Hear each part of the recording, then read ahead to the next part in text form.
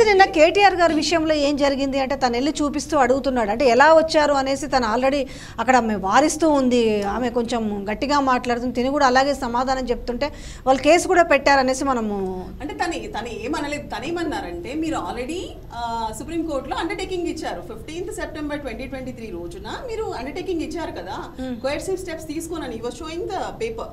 So ఆ paper చూపించుకుంటూ మీరు ఎలాంటి కోయర్సివ్ స్టెప్స్ తీసుకోనన్నారు. తీసుకొని అన్న తర్వాత మీరు ఇదేదైతే ఉందో అరెస్ట్ చేస్తున్నామని అంటున్నారు. సో న్యాచురల్లీ కోయర్సివ్ అంటే arrest also includes in that, అంతే కదా. అడ్వర్స్ గా పోము అన్నారు, ఇది అడ్వర్స్ గా పోయినట్టే కదా, ఎలా చేస్తారు? అండ్ ఇప్పుడు ఏదైతే ఉందో ట్రాన్సిట్ వారెంట్, ఏది వారెంటే చూపించట్లేదు అక్కడ. అరెస్ట్ వారెంట్ కానీ ట్రాన్సిట్ వారెంట్ కానీ చూపించాలి కదా, ముందు చూపించకుండా ఒక అరెస్ట్ మెమో ఇచ్చేసి section 3 and 4 of PML act పెట్టాము, సెక్షన్ 19 ప్రకారం మాకు కొన్ని ఆధారాలు దొరికాయి, ఆధారాలకు అనుగుణంగా మేము వచ్చాము.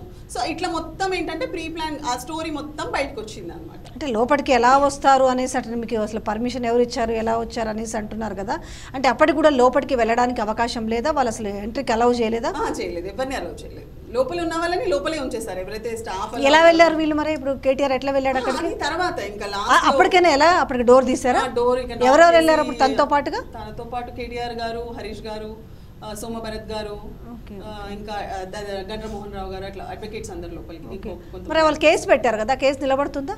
ఎలా అంటే వాళ్ళు ఒకవేళ డ్యూటీలో ఉన్న ఆఫీసర్ వాళ్ళ విధులు నిర్వహించేటప్పుడు ఒకవేళ అడ్డుపడితే అది అప్పటికి అయిపోయింది, అంతా అయిపోయింది. వాళ్ళు అది చూపిస్తేనే తను క్వశ్చన్ చేశారు. So as per their own thing 520కి అరెస్ట్ చేశామని చూపిస్తున్నారు, అప్పటికే 6 దాటిపోయింది అక్కడ. సో ఏ విధంగా వాళ్ళ విధులకి అడ్డం పడినట్టు అవుతుంది అంటే ఇది కూడా మళ్ళీ తీసుకొచ్చి కేటీఆర్ గారిని ఇరికిచ్చి ఇంకా కొంచెం ఇది చేయాలనే సాధింపే కనిపిస్తుంది అక్కడ.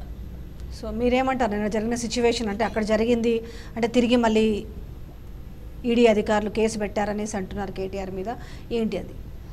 ఈడీ అధికారులు వాళ్ళ విధులకు భంగం కలిగించేటట్టు చేస్తే కేసులు పెడతారు, కానీ ఆల్రెడీ 520కి అక్కను అరెస్ట్ చేసినామని వాళ్ళే పేపర్లలో ఇచ్చిండ్రు. వీళ్ళు వేయింది 6 o'clockకి. వాళ్ళని ఎందుకు అడ్డుపడతారు, ఎందుకు అంటారు?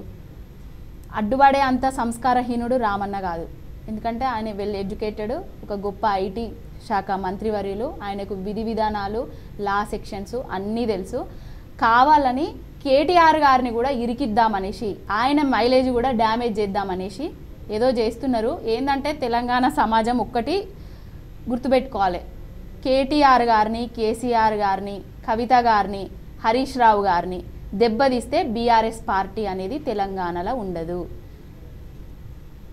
అంటే అడిగేటోళ్ళు లేకపోతే మొత్తం ఏమవుతుంది అంటే వీడి రాజ్యం అయిపోతుంది కదా. వీళ్ళు అడుగుతున్నారు కదా ప్రతిదీ, మీరు చేస్తా అన్న తెలంగాణకు ఇవ్వాల్సిన కనీస హామీలను మీరు నెరవేరుస్తలేరు, తెలంగాణకు రావాల్సిన కేంద్రం నుంచి రావాల్సిన హక్కులను మాకు కల్పిస్తలేరు. కేంద్రం మీద కొట్లాడుతున్నారు, ఇప్పుడు రాష్ట్రంలో వచ్చిన కాంగ్రెస్ ప్రభుత్వం మీద కొట్లాడుతున్నారు.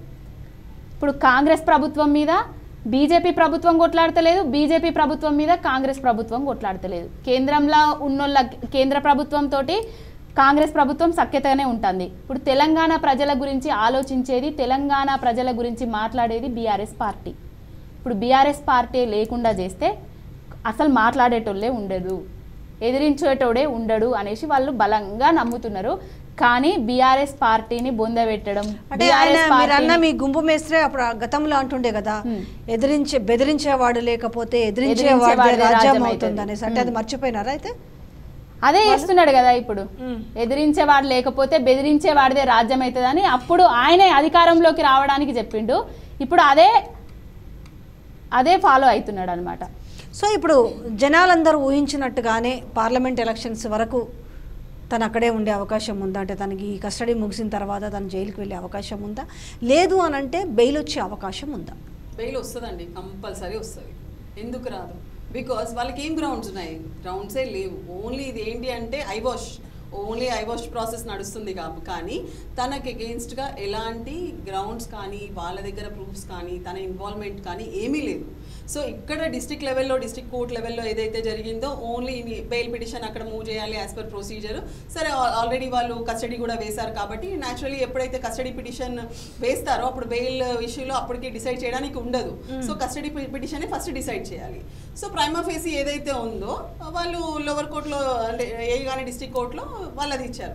కానీ మాకు కంప్లీట్గా నమ్మకం ఉంది ఎప్పుడైతే అత్యుత్తన అంటే మన సుప్రీంకోర్టుకి మనం వెళ్తాము, సో అప్పుడు మటుకు తప్పకుండా, బికాజ్ అవన్నీ కోర్టు ముందే జరిగాయి కదా, వాళ్ళు ఏదైతే అండర్టేకింగ్ ఇచ్చారు, మేము అప్రోచ్ అయ్యాము, సో ఇవన్నీ కోర్టుకి తెలుసు, సుప్రీంకోర్టుకి తెలుసు. సో ఇప్పుడు ఈ గ్రౌండ్స్ నిజంగా రేపు సుప్రీంకోర్టు అడుగుతుంది కదా పక్క, అసలు ఏం గ్రౌండ్స్ మీద ఏ ఆధారాలు ఉన్నాయని సబ్మిట్ చేయమంటే వాళ్ళ దగ్గర ఏమున్నాయి, దే డజంట్ హ్యావ్ ఎనీథింగ్. ఒకవేళ ఉండుంటే నిన్న వాళ్ళు కోర్టులో వేయాల్సింది కదా, మా దగ్గర ఈ ప్రూఫ్స్ దొరికాయి, తిను నిందితురాలుగా ఉంది అని చెప్పాల్సింది, చెప్పలేదు. ఇప్పుడు అట్లా ఏమన్నా మనకి ఇంతకుముందు అలాంటి ఏదైనా ఇన్ఫర్మేషన్ వచ్చి ఉంటే ఇప్పుడు కేజ్రీవాల్ గారు యాంటిసిపేటరీ బెయిల్ తీసుకున్నారు. మరి మనం ఎప్పుడు ప్రయత్నించలేదు, ఎందుకంటే మనం స్ట్రాంగ్గా ఒకటే ఒపీనియన్లో ఏముంది అంటే మనం ఓన్లీ సాక్షి అంతే సాక్ష్యం చెప్తున్నాం, మనము విట్నెస్ ఏదైతే ఉందో అట్లా ఎవిడెన్స్ ఇస్తున్నాము, కోఆపరేట్ చేస్తున్నాం అనుకున్నాం. నిజంగా వాళ్ళకి ఇలాంటి తనని అక్యూజ్ చేయాలని ఆర్ ఇట్లాంటిది ఏదన్నా ఉంటే we could have like move a anticipatory bail petition also. And moreover ఆయనకు వచ్చినప్పుడు ఈమెకి ఎందుకు రాకూడదు, వస్తుంది కంపల్సరీ.